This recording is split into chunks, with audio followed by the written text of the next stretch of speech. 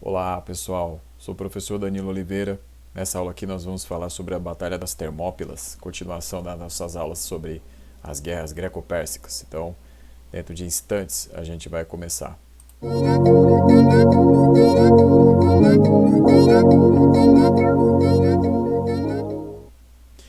Então, pessoal, seguinte, nós temos aí as batalhas para a gente poder falar, né, entre gregos e persas. Então, relembrando uma coisa, né, então nós temos aí o Império Persa, né, que vai ser o império aí em questão, né, lembrando que a gente já falou deles, né, mas só lembrando da extensão aí do império. Então, vocês estão vendo aí o mapa, né, então com todas as regiões que eles conquistaram, estavam ali agora as portas da Grécia. Então eles tinham ali já conquistado a Ásia Menor, que seria a atual Turquia. E aí, na aula passada eu falei para vocês que houve a revolta jônica, que é na região ali da Turquia atual, e agora os persas estão ali querendo conquistar a Atenas, né? Então, o que vai acontecer, pessoal? Esse momento, então tá ali, ó, tô colocando em destaque ali, ó, debaixo da Grécia, tá ali, ó, é onde os persas querem chegar. A aula passada, falei para vocês, eles foram derrotados em Maratona, mas eles não desistiram por comandante dos persas nesse momento. Bom, o Xerxes, pessoal, ele quer fazer o quê? O Xerxes, ele quer, então, derrotar aí a Grécia. Bom, o Xerxes, vocês estão vendo a imagem, esse aí é um livro, né, do Jacob Abbott, que justamente tem o título aí como Xerxes. A ideia então agora é eles derrotarem finalmente os gregos, tá? Então ele vai comandar aí um exército formado por diversos povos conquistados, tá? Então inclui aí hebreus, fenícios, egípcios, mesopotâmicos. Aí dentro da Mesopotâmia você tem uma série de povos, os povos da Ásia Menor, e aí incluindo agora até mesmo ali os povos, né, que eram jônicos, né, da Ásia Menor, que seriam ali do mundo grego também. Então, pessoal, este aí é o plano do Xerxes. Aí ele tem um exército enorme para tentar conquistar a Grécia dele, que é a passagem pelo Helesponto. O que é o Helesponto, pessoal? O Helesponto, tá aí o mapa, onde seria hoje ali uma das passagens entre a Europa e a Ásia, né? Então você tem ali o Estreito de Bósforo e o Helesponto, que seria hoje o Estreito de Dardanelos. Então, ali, o que se diz? Se diz que Xerxes utilizou navios, né, enfileirados para servir de ponte para que ele pudesse passar, né? Então, o seu exército ali por terra então vai conseguir passar. Ele tem uma frota de apoio, né, que vai pelo mar. Então, é dessa forma que ele vai avançar aí rumo à Grécia. Bom, as tropas gregas, elas estavam se preparando a partir do momento em que depois da passagem dos persas pelo Helesponto, começaram a receber ali mensagens, recados ali de que os persas estavam querendo atacar. Por quê? Os persas começam a mandar os mensageiros para as cidades gregas para poder oferecer acordos de paz antes da guerra começar. Era uma espécie ali de acordos para que elas se entregassem logo. Mas as cidades elas não vão aceitar, né? Em uma boa parte aí. Bom, quais são os números das tropas gregas? Entre 7.000 e 15.000 homens de várias cidades, tá? Isso aí são dados que variam muito, né? Nós não temos aí um dado exato sobre o número de participantes aí das batalhas, mas é o que se especula mais ou menos aí a partir de fontes variadas, né? A partir de análises aí que alguns historiadores mais modernos fizeram, tá? Bom, e aí, pessoal, nós temos Esparta, que envia 300 esparciatas e mais alguns milhares de hílotas. Vocês devem ter assistido ou devem ter ouvido falar, provavelmente, do filme 300. Aqui eu vou falar um pouco sobre algumas coisas, alguns aspectos ali, que não estão muito de acordo assim, com a pesquisa histórica, tá? Eu vou inserindo essas ideias aí à medida que a gente for falando. Então, pessoal, realmente foram 300 espartanos que chegaram lá, né, para a batalha, só que não foram só eles. Os esparciatas, eles eram homens da elite. Não foram só os homens da elite que foram lutar. Também foram os hílotas, que eram servidores do Estado espartano, né? Então eram milhares de hílotas ali recrutados para a luta, tá? Para ajudar esses 300 esparciatas que representavam a elite. Então, não foram só os 300 que aparecem lá no filme, né? Até no filme mesmo mostra que outros participantes ali acabaram entrando também na guerra, né? Mas não deixa isso tão claro assim como nas pesquisas históricas que há sobre isso, né? Então, pessoal, essa aí é a situação. E o Leônidas vai ser então o líder desse processo aí, né? O líder da tropa espartana e por fim ali das várias cidades ali que estavam participando. Tem também o Temístocles, né? Mas só que o Temístocles ia lutar mais na frota, né? Pelo mar, né? A gente vai falar mais dele na aula que vem, porque a gente vai falar de outra batalha. Mas nessa batalha aqui, que é a batalha aí das Termópilas, né? O Leônidas é o líder, tá? Bom, pessoal, aí então nós temos aí uma imagem, né? Do que como seria Leônidas. Então esse aí é mais ou menos o cenário aí por enquanto. Os guerreiros espartanos, pessoal, né? Então temos uma imagem aqui. Essa imagem aqui é mais adequada para retratar um guerreiro espartano do que aquela que mostra lá no filme 300. Por quê? Porque lá mostra os homens espartanos sem o peitoral de proteção. E eles não iam para a guerra sem peitoral, né? Então, vocês estão vendo aí nessa imagem, tá retratando melhor como que eles lutavam, tá?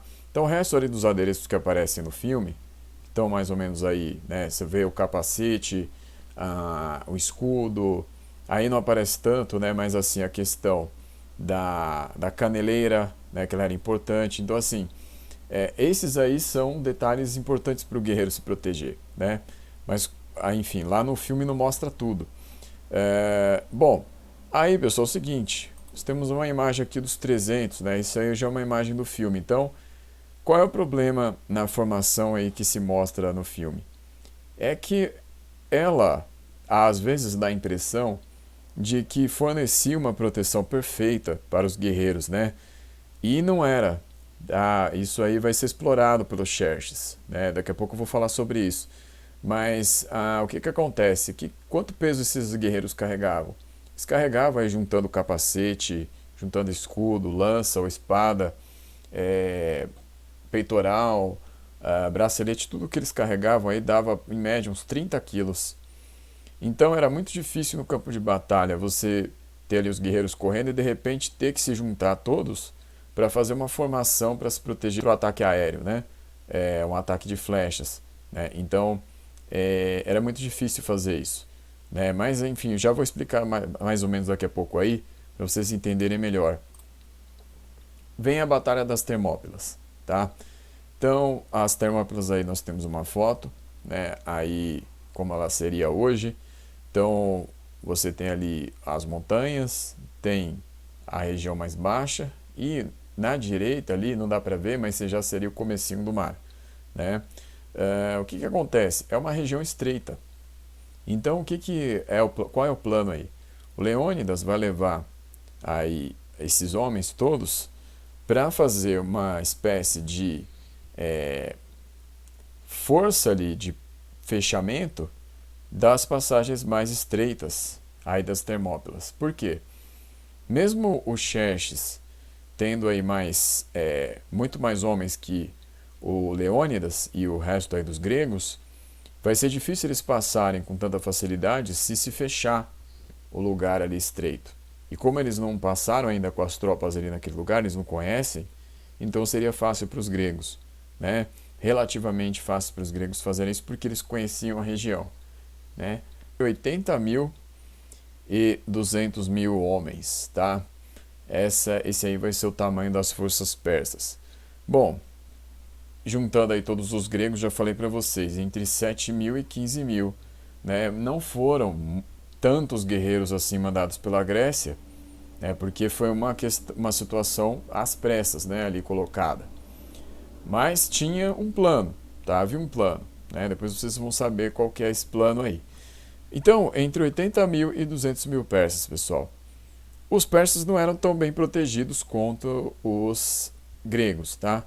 Principalmente quanto aí os espartanos. E aí, pessoal, o que vai ter destaque aí entre os persas? Os arqueiros, tá? Eles vão ter mais destaque. Aí, atacar incessantemente as posições dos espartanos, tá? E isso vai fazer a diferença. Por quê? Porque, pessoal, os espartanos, como eu falei, a formação deles, quando vinha um ataque de flechas, não era muito boa. Não vai ser tão boa quanto, por exemplo, a dos romanos lá na frente, porque os romanos eles vão ter um escudo retangular. E esse escudo retangular dos romanos, quando todos eles ficavam alinhados, dava proteção. O dos espartanos não era muito possível eles fazerem aquela formação, né, colocando os escudos ali quase encralacrados, como aparece no filme, porque a situação de guerra ali era muito mais dinâmica, era muito mais difícil, o cansaço, tudo isso contava. Então, o que os arqueiros persas fazem? Eles aproveitam as brechas entre os escudos, que sempre apareciam, e aí iam matando ali os espartanos um a um. Tá? Então, é uma coisa que tem que ficar clara. Aquele corcunda do filme, né, ali no filme mostra que ele trai os espartanos porque ele foi rejeitado. Na verdade não é isso, é porque ele acaba sendo apenas um morador da região que acaba oferecendo ali o segredo da passagem ali que poderia pegar os espartanos na retaguarda, porque ele tem interesses pessoais apenas, né? Ele era um morador da região que quis ganhar algo com a informação passada para o Xerxes, mas contou mais essa estratégia do Xerxes mandar os arqueiros atacarem explorando ali as fragilidades da formação espartana do que isso, né? Então, e assim, por exemplo, passagens ali como a hora que o Leônidas para conversar com o Xerxes, isso aparece no filme.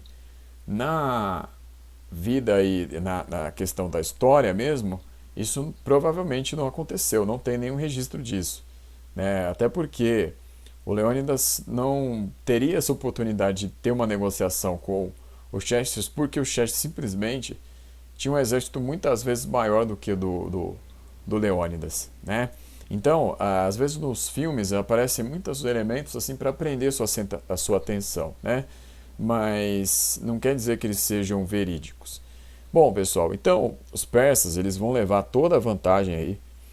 O Leônidas e seus homens ali vão acabar sendo derrotados, né? Com a derrota do Leônidas e seus homens, aí nessa Batalha das Termópilas, acontecida em 480 a.C., agora o Xerxes tem o caminho livre para seguir até as cidades. Então ele pode seguir até Atenas, ele pode seguir para as outras cidades, inclusive para Esparta. Quando ele chegar em Atenas, ele vai incendiar, né? Mas estranhamente ali ele vai perceber que não tem muita resistência, né? Quanto a esse ataque dele. E aí vai ficar uma situação ali um pouco duvidosa, né? Mas o que então vai acontecer, pessoal? Né? O que vai acontecer nisso daí?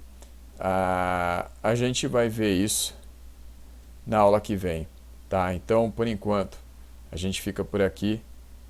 E é isso, pessoal. Obrigado.